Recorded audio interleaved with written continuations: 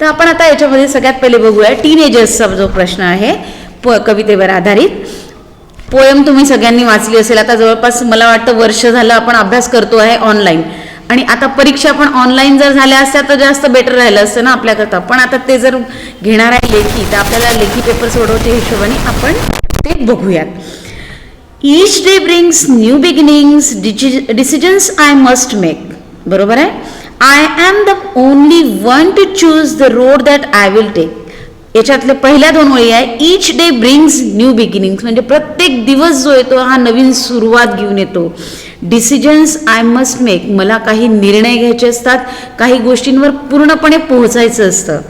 I am the only one to choose, मी एकटाच निर्णय घेण्यासाठी असतो त्या ठिकाणी.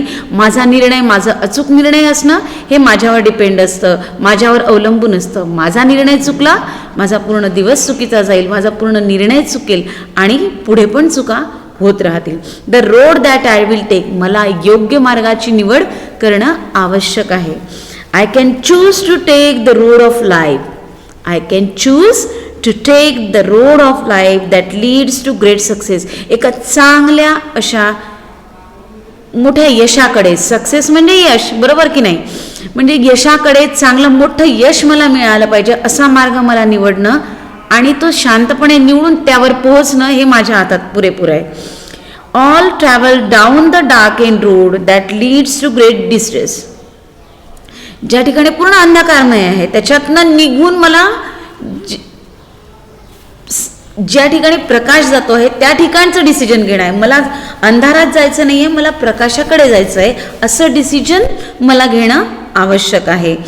Please open up my eyes dear lord. हे प्रभू, हे ईश्वरा, माझे डोळे उघड, माझे डोळे उघडे राहू दे. मला उघडे राहू दे म्हणजे डोळे आपण बंद करून कधीच करत नाही कोणताच विचार, परंतु माझं जे विचार करण्याचे डोळे आहेत, विचार करण्याची जी शक्ती आहे ती जागृत राहू दे, त्याच्यानुसार मला निर्णय घेऊ दे, असं त्याचं म्हणणं आहे. That I might clearly C, मला त्याच्यातले निर्णय जो मी घेतो आहे किंवा जे घेणार आहे त्यात सगळ्या प्रकारच्या चुका, उणीवा या दिसू देत, जेणेकरून मी जो निर्णय घेणार आहे तो अतिशय योग्य प्रमाणात घेऊ दे.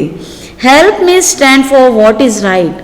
मला जे सत्य आहे, जे खरे आहे त्याच्यासाठी उभं राहण्याची ताकद दे किंवा त्याच्या बाजूने उभं राहण्याची मला क्षमता दे. Bring out the best in me. माझ्यातलं जे चांगलं आहे ते बाहेर येऊ दे. बाहेर येऊ दे म्हणजे असं उचलून बाहेर नसतो टाकत आपण, परंतु ते सद्गुण, ते चांगले गुण माझ्यातले दिसू देत, लोकांपर्यंत ते पोहोचू देत. Help lord to say no. मला न म्हणण्यासाठी मदत कर, म्हणजे नाही म्हणू देऊ नकोस याच्यासाठी मदत कर. नाही म्हणायला मदत कर तर कोणालाच लागत नाही. मला हे काम करायचं नाही म्हटल्यानंतर मुलं इझिली वेळ सांगतात मला नाही करायचं, नको नको मला ते नको असं. पण असं आपल्याला नाही म्हणायचं, त्याला असं नाही म्हणायचं. त्याला म्हणायचं की जेव्हा नाही म्हणायची वेळ येईल त्याच्यासाठी तू मला हेल्प कर की मी ते म्हटलं नाही पाहिजे. when temptation comes my way that I might keep my body clean and fit for life each day. माझ्यावर ज्यावेळेस असा प्रसंग येईल की मी त्या गोष्टींचा निर्णय घेऊ शकणार नाही किंवा घेऊ शकेल, द्विधा मनस्थिती जेव्हा माझी असेल त्यावेळेस परमेश्वरा तू मला मदत कर, जेणेकरून माझ्यातली चांगली गोष्ट जी आहे ती लोकांपर्यंत मी पोहोचवू शकेल आणि लोक ते समजून घेऊ शकतील आणि माझा प्रत्येक दिवस हा चांगला बनू दे किंवा घडू दे किंवा घडवण्याचा माझा जो मानस आहे तो पूर्ण होऊ दे. When my teenage years are over. माझं लहानपण जेव्हा संपून जाईल, I know that I will see. मला सगळीकडे दिसायला बघायला मिळेल काय, that life is lived its very best. मी जे आयुष्य घालवतो आहे, जे मी आयुष्य घालवलं आहे किंवा जे घालवणार आहे ते चांगलं. गुड, बेटर, बेस्ट या 3 डिग्रीज तुम्हाला माहिती आहे. गुड म्हणजे चांगलं, बेटर म्हणजे त्याच्यापेक्षा चांगलं आणि बेस्ट म्हणजे सर्वोत्कृष्ट. बरोबर आहे. त्याच्यामुळे with you walking next to me, हे सगळं मी कसं करू शकेल जेव्हा तू माझ्यासोबत असशील. नेक्स्ट टू मी म्हणजे बाजूला नाही, माझ्यासोबत. याचा अर्थ असा तो नेक्स्ट टू मी म्हणजे माझ्यासोबत परमेश्वरा तुझी साथ जर मला मिळाली तर मी हे सगळं करू शकेल. आता या ठिकाणी आपण पोयम रीड केली आणि आता आपण याचा अर्थ पण एकदा परत समजावून घेतला, जो की तुमच्या शिक्षकांनी ऑलरेडी तुम्हाला समजवलेलाच आहे. परंतु जेव्हा आपण कवितेचा प्रश्न समजवतो, वाचतो, याच्यातले काही काही पॅरेग्राफ्स तुम्हाला एक्स्ट्रॅक्टमध्ये येतील. पूर्ण कविता येईल हे निश्चित नाही, परंतु येऊ पण शकते. त्याच्यावर आधारित कोणत्या पण ओळीवर, कोणत्या पण लाईनवर, कोणत्या पण शब्दावर तुम्हाला प्रश्न विचारला जाऊ शकतो.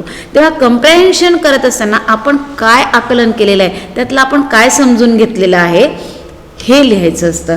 आणि कम्प्रेहेन्शनमध्ये मोस्टली प्रश्न जे असतात ना तुम्हाला विचारलेले, ते बेसिकली कसे असतात माहीत आहे का, की जसं आता according to the poet brought by each new day, कशासाठी, न्यू बिगिनिंग्स. त्यांनी पहिल्या ओळीतच सांगितलेलं आहे की माझी नवीन दिवसांची जी सुरुवात आहे तीच चांगली असू दे.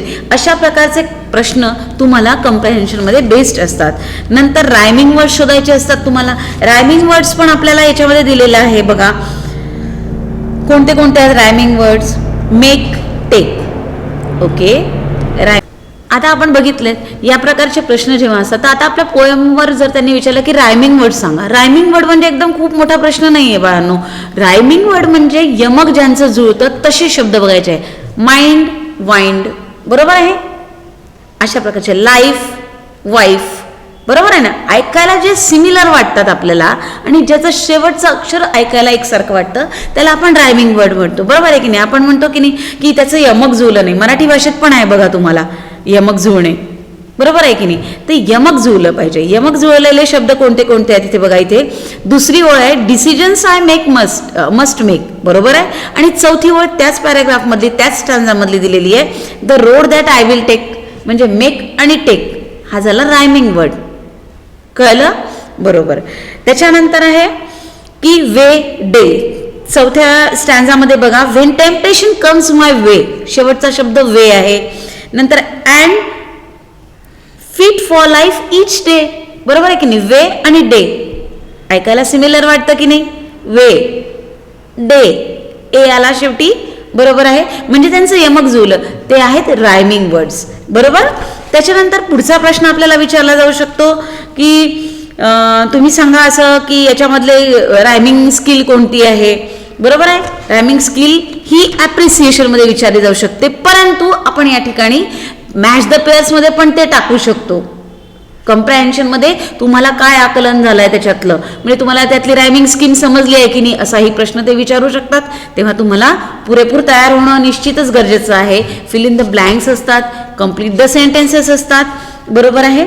आता हा जो आला कम्प्रेहेन्शनचा भाग, 5 मार्कांचा प्रश्न असतो.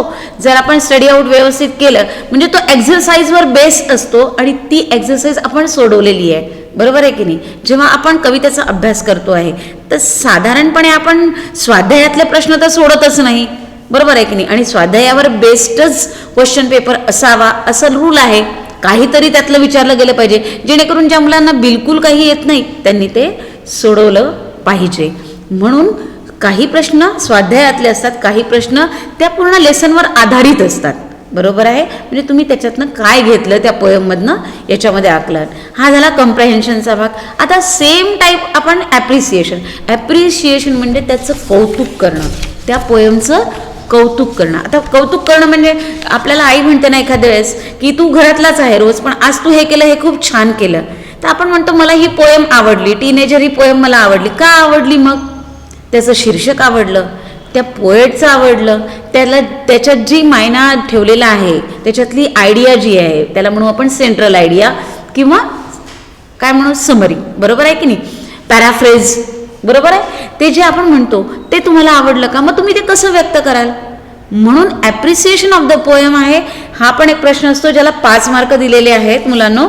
5 मार्कांचं बायफर्केशन त्यांनी कसं केलेलं आहे माहिती आहे का, की बायफर्केशन करताना त्यांनी एक विचार केलेला आहे की मुलांना मार्क तर पूर्ण मिळाले पाहिजे आणि काहीतरी जमलिंग त्यांना थोडंसं टाकून की त्याच्यात मार्क कटही करता आले पाहिजे मुलांचे, बरोबर आहे की नाही. तर त्यांनी टायटलला एक अर्धा मार्क दिलेला आहे तुम्हाला. नंतर राईम स्कीम जी आहे ती त्यांना सांगायची आहे, त्याला त्यांनी अर्धा मार्क दिलेला आहे. फिगर ऑफ स्पीच जर तुम्हाला विचारलं गेलं असेल त्याला 1 मार्क त्यांनी ठेवलेला आहे. नंतर theme and central idea of the poem त्याला त्यांनी 2 मार्क ठेवलेले आहेत. म्हणजे काय की तुम्हाला त्या कवितेतलं जे समजलं आहे ते तुम्ही व्यक्त करू शकता की नाही, त्या पोयमच्या संदर्भातल्या चांगल्या गोष्टी तुम्ही प्रेझेंट करू शकता की नाही. आकलन तर तुम्ही केलं, पण आता ते आम्हाला कसं कळेल, परीक्षकाला कसं कळेल. जर कवितेवर प्रश्न आला तर तुम्ही ते सांगू शकलात पाहिजे. म्हणून आता या पोयमचं आपण ॲप्रिसिएशन बघूयात. ठीक आहे. तर टीनेजर ही पोयम आहे, अ टीनेजर्स पोयम प्रेयर. टायटल हेच येईल तुमचं. त्याच्यानंतर नेम ऑफ द पोएट काय येईल, नेम ऑफ द पोएट येईल जे मॉस. ओके. रायमिंग स्कीम यातली आपल्याला कशी, the rhyming scheme of the poem is ABCD. Simple way आहे बघा. सिम्पल वे हिशोबाने कसं म्हणता येईल आपल्याला.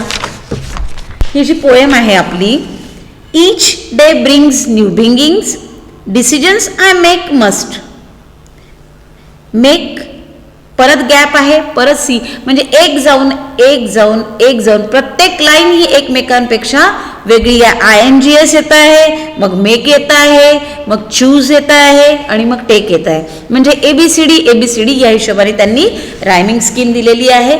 चारही लाईनी आहेत त्या वेगवेगळ्या प्रेझेंट करतात, परंतु त्यांचं यमक हे जुळतं आहे. बरोबर आहे. त्याच्यानंतर आपण तिसरा प्रश्न बघूयात. फिगर ऑफ स्पीच काय काय दिलेलं आहे त्यांनी. याच्यामध्ये ॲपॉस्ट्रॉफीज आहेत, मेटाफोर आहे आणि इन्व्हर्शन पण दिलेलं आहे. इन्व्हर्शन म्हणजे पहिले आणि नंतर असं दिलेलं आहे त्यांनी.